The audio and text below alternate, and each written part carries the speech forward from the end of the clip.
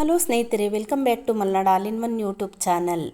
ಸ್ನೇಹಿತರೆ, ಈ ದಿನ ಅಂಗನವಾಡಿ ಕಾರ್ಯಕರ್ತೆಯರ ಬಗ್ಗೆ ಸ್ವಲ್ಪ ಮಾಹಿತಿಯನ್ನು ನಿಮ್ಮ ಮುಂದೆ ಇಡಲಿಚ್ಛಿಸುತ್ತೇನೆ.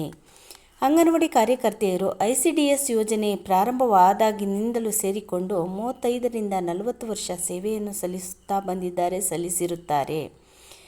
ತಮ್ಮೆಲ್ಲ ಜೀವನವನ್ನು ICDS ಯೋಜನೆಗೆ ಮುಡಿಪಾಗಿಟ್ಟ ಮಹನೀಯರು ಇವರು. ಈಗ ಕೆಲವರು ನಿವೃತ್ತಿ ಹೊಂದಿದ್ದಾರೆ, ಕೆಲವರು ಇಹಲೋಕವನ್ನೇ ತ್ಯಜಿಸಿದ್ದಾರೆ. ಆದರೆ ಇವರಿಗೆ ಸಿಕ್ಕಿದ್ದು ಮಾತ್ರ ಏನೂ ಇಲ್ಲ. ಚಿಕ್ಕ ಚಿಕ್ಕ ಮಕ್ಕಳನ್ನು ಹೆತ್ತಮ್ಮನಂತೆ ನೋಡಿಕೊಳ್ಳುವ ಅಂಗನವಾಡಿ ಕಾರ್ಯಕರ್ತೆ ಮತ್ತು ಸಹಾಯಕಿಯರು ಈಗಲೂ ಯಾವುದೇ ಭದ್ರತೆ ಇಲ್ಲದೆ, ಸೇವಾ ಜ್ಯೇಷ್ಠತೆ ಇಲ್ಲದೆ, ಆರೋಗ್ಯದ ವಿಮೆ ಇಲ್ಲದೆ ಜೀತದಾಳುಗಳಂತೆ ದುಡಿಯುತ್ತಿದ್ದಾರೆ. ಇಷ್ಟು ದಿನ ಬೀದಿಗಿಳಿದು ಹೋರಾಡುತ್ತಿದ್ದ ನಮ್ಮ ಅಂಗನವಾಡಿ ಕಾರ್ಯಕರ್ತೆ ಮತ್ತು ಸಹಾಯಕಿಯರು ಈಗ ಕಾನೂನು ಸಮರಕ್ಕೆ ಸಿದ್ಧರಾಗಿದ್ದಾರೆ.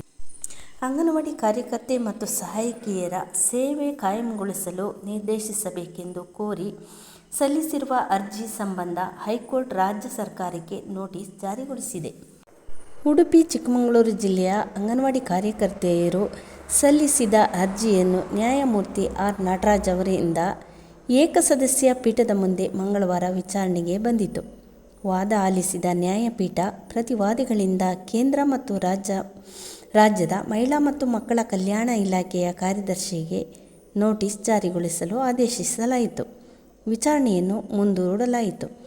ಅರ್ಜಿದಾರರ ಪರ ವಾದವನ್ನು ಮಂಡಿಸಿದ ವಕೀಲ ಶಂಕರ್ ಎಸ್ ಭಟ್, ರಾಜ್ಯ ಮತ್ತು ಕೇಂದ್ರ ಸರ್ಕಾರದ ನೌಕರರಂತೆಯೇ ಅಂಗನವಾಡಿ ಕಾರ್ಯಕರ್ತೆಯರನ್ನು ಸಿ ದರ್ಜೆ ನೌಕರರಾಗಿ, ಸಹಾಯಕಿಯರನ್ನು ಡಿ ದರ್ಜೆ ನೌಕರರಾಗಿ ಅವರ ಸೇವೆಯನ್ನು ಕಾಯಂಗೊಳಿಸಬೇಕು.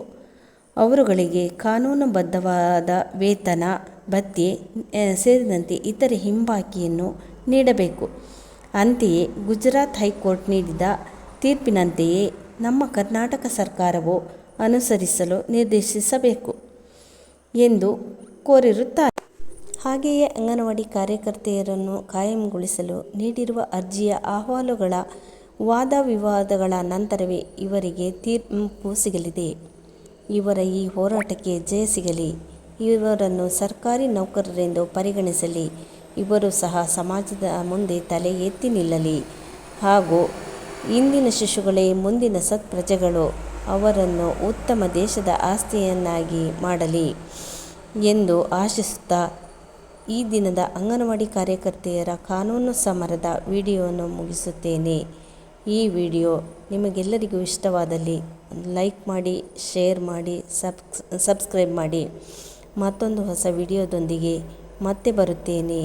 ಅಲ್ಲಿವರೆಗೂ ಟೇಕ್ ಕೇರ್. ಬಾಯ್.